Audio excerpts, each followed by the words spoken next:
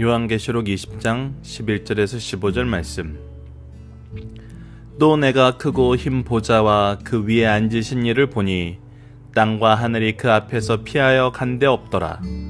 또 내가 보니 죽은 자들이 큰 자나 작은 자나 그 보좌 앞에 서 있는데 책들이 펴 있고 또 다른 책이 펴졌으니 곧 생명책이라.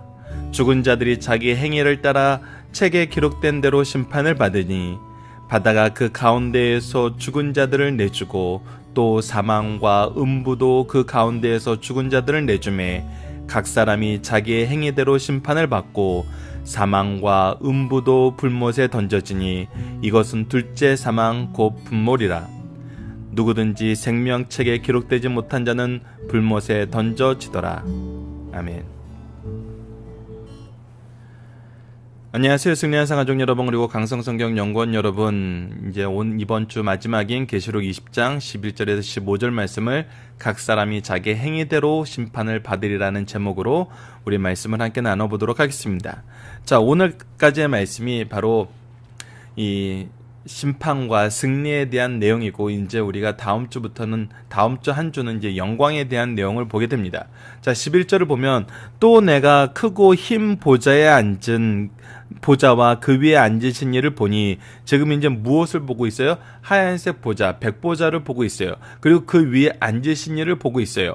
근데 이 보좌의 특징이 무엇이냐면, 이 보좌와 앉으신 이의 특징이 무엇이냐면 땅과 하늘이 그 앞에서 피하여 간 데가 없다는 거예요. 누구도 이 앞에서 예외 없이 피하여 갈 수가 없다는 거예요.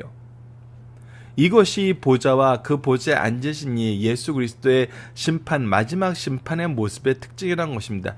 이곳에서 예외되는 사람이 없어요. 예외되는 존재가 있을 수 없다는 거예요. 자, 12절을 보면은 또 내가 보니 죽은 자들이 큰 자나 작은 자나 그 보좌 앞에 서 있는데 책들이 펴 있고, 자 보십시오. 무슨 책이 있는지.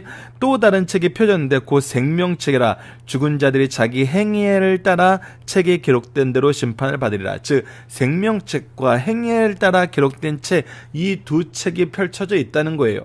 자, 이 두 책에 의해서 모든 사람이 피하여 갈 수가 없는데, 어떻게 해서 피하여 갈 수가 없냐면, 자 13절을 봅시다.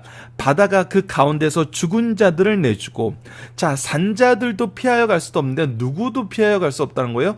죽은 자들도 피하여 갈 수 없어요. 어디에서 죽은 자예요? 바다 가운데서 죽은 자들도 피하여 갈 수가 없어서 이들도 다 바다가 그들을 내주고, 또 사망과 음부 가운데에서 죽은 자들도 내주매, 그래서 사망과 죽음 가운데 있던 자들이 모두 다 어떻게 된대요? 부활하게 된다는 거예요.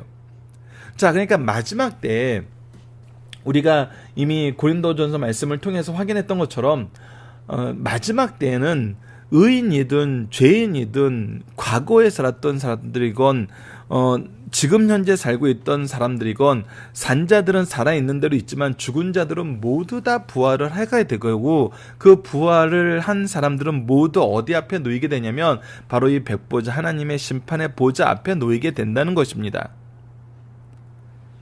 그런데 이들은 두 번째 사망을 맞이하게 돼요. 그 사망을 맞이하게 되는 이유는 뭐예요?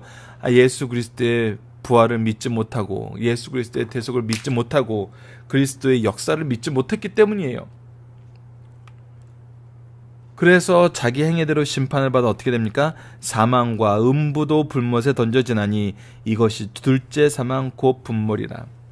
그래서 사망과 음부가 자기들은 이곳에서 왕노릇했다고 생각하지만 그들도 어떻게 된다는 거예요? 그들도 불못에 던져진다는 거예요.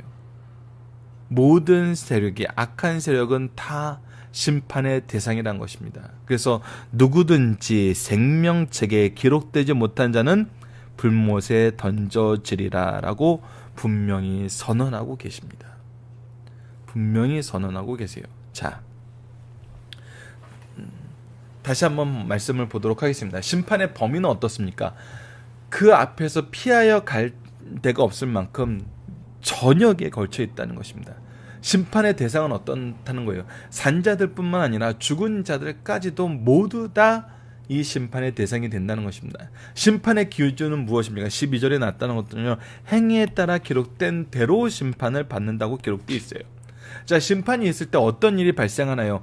모든 사람들이 부활을 경험하게 되죠.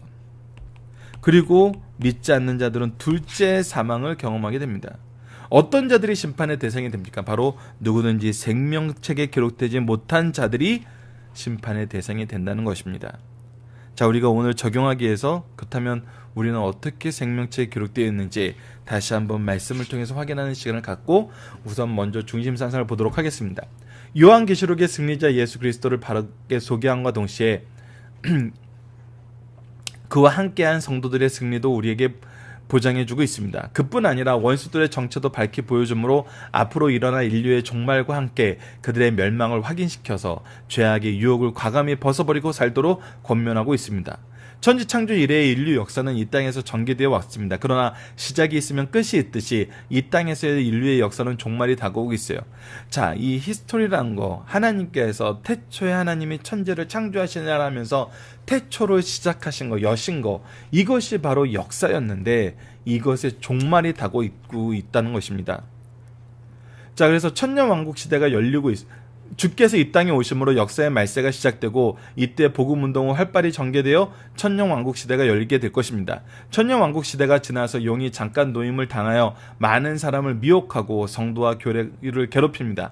그러나 하늘에서 불이 내려와 그들을 소멸하고 불과 유황으로 타는 못에 던져져 영원토록 괴로움을 받게 된다는 것입니다.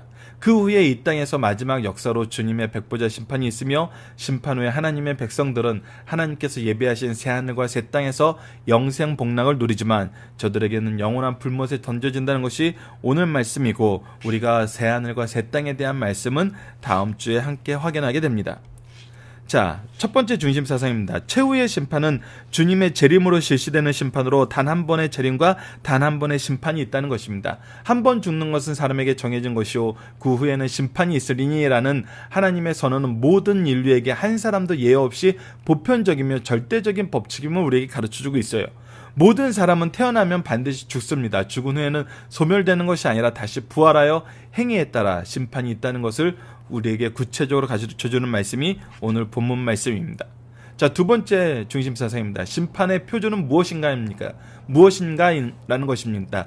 두 책에 의해서 심판을 받는데 하나는 생명책이요 다른 하나는 행위에 기록된 책입니다. 생명책은 신자들의 영생으로 인도하는 책으로 창세전부터 하나님께서 예정하신 신자들의 이름이 기록되어 있어요. 저들은 믿음으로 모든 죄를 사유받고 영생으로 들어가는 첫 번째 부활에 참여한 자들입니다.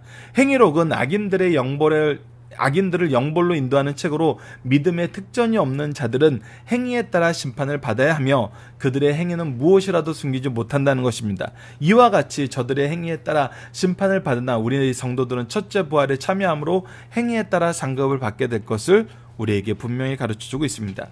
마지막 세 번째입니다. 심판의 목적과 결과는 분명합니다. 지옥은 교훈적인 처소가 아니라 저들이 가서 고난을 받을 현실적인 곳이란 것입니다. 그래서 지옥에 누가 왕이 있는 것이 아니에요. 지옥은 모두가 다 그곳에 있는 자들은 심판받는 곳이에요. 심판의 목적은 성도들의 구원, 영생과 악인들의 심판, 영벌입니다. 하나님의 공의의 실현과 예언의 성취에 있으며 그리스도의 왕국이 실현되는 데 있습니다. 심판의 결과로 성도들은 영생을 얻지만 짐승과 거짓 선지자, 마귀, 불신의 전 인류는 모두 불과 유황으로 타는 불못에 들어가 하나님의 작정대로 지옥이 가득 차게 된다는 것입니다. 여러분들 살펴보기 정답 카페를 통해서 확인해 주시고요. 우리 적용하기 문제 한번 보도록 하겠습니다. 우리는 어떻게 생명책에 기록되었나요? 우리는 행위로 완전한 사람인가요? 우리는 어떠한 삶을 살아야 하나요? 우리는 행위로 완전한 사람이 아닙니다. 분명하게 성경은 얘기해주고 있어요. 그래서 우리는 믿음으로 말미암아 의인은 믿음으로 말미암아 구원을 얻으리라는 이 말씀의 성취가 무엇인지 우리가 이미 로마서를 통해서 확인했었습니다. 자, 예배소서 말씀과 로마서 말씀을 하나씩 보도록 하겠습니다. 예배소서 2장 8절로 9절. 너희는 그 은혜에 의하여 믿음으로 말미암아 구원을 받았으니 이것은 너희에게서 난 것이 아니요 하나님의 선물이라. 행위에서 난 것이 아니니 이는 누구든지 자랑하지 못하게 하려 함이니라. 이것이 무엇이라고요? 하나님의 은혜의 선물이라는 것입니다. 로마서 1장 17절입니다. 복음에는 하나님의 의가 나타나서 믿음으로 믿음에 이르게 하나니 기록된 바 오직 의인은 믿음으로 말미암아 살리라 한가 같으니라 라고 얘기하고 있습니다. 로마서 4장 25절은 예수는 우리가 범죄한 것 때문에 내어줌이 되고 우리를 의롭다 하시기 위해서 살아나셨느니라. 즉 예수 그리스도의 죽으심과 부활이 우리의 죄를 속죄하시고 우리를 의롭다 하시기 위한 하나님의 은혜로운 역사였음을 우리에게 가르쳐주고 있습니다. 우리는 은혜로 생명책에 기록되어 있습니다. 그렇기 때문에 우리는 어떤 삶을 살아야 됩니까? 예수 그리스도께서 우리에게 명령한 삶을 살아야 됩니다. 마태복음 28장 19절로 20절에서 얘기했던 것처럼 우리는 복음의 사역을 감당해야 됩니다. 어떻게 감당해야 됩니까? 우리가 복음의 빚진 자로서 겸손하게 이 사명을 충성스럽게 감당해야 됩니다. 자, 예수 그리스도 안에서 우리는 어떤 삶을 사나요? 우리는 생명책에 기록된 사람들로서 복음의 사명을 감당하는 삶을 삽니다. 자, 말씀을 기초로 기도하기를 통해서 마치겠습니다. 하나님, 우리가 은혜로 하나님의 자녀가 되었고 생명책에 기록되어 영광에 이르게 됨을 감사합니다. 우리가 이 은혜 안에 있음을 감사하면서 겸손하게 주님의 복음을 전하게 하여 주소서. 우리가 빚진 자로서 복음을 위해 충성하게 하여 주시고 오직 사랑과 온유함으로 그리스도의 덕을 이루게 하여 주소서. 예수님 이름으로 기도드립니다. 아멘.